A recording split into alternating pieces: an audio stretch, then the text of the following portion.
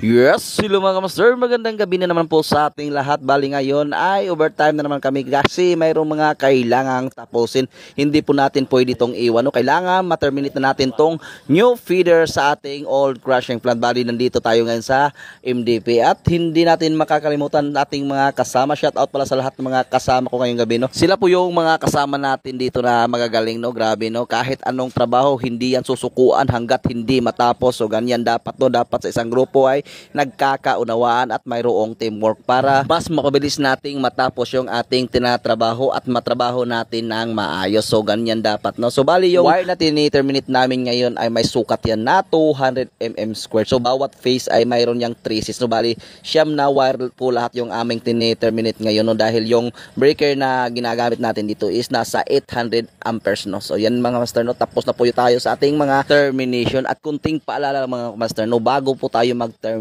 is mag-conduct po tayo na insulation resistant test at bago naman tayo mag-energize ay dapat i-check natin yung mga panel boards natin na walang naiwang mga tolls at mag-conduct tayo ng continuity test para sure ball yung ating linya na walang short circuit. At yon mga kamaster is nauna po natin yung ating main no doon sa LVSG at ngayon ay magka-conduct po tayo ng voltage test para malaman natin na tama ba yung voltahe na dumating sa ating main distribution panel at sa awa ng Diyos is okay po yung ating supply. So yan lang mga kamaster, maraming salamat and God bless.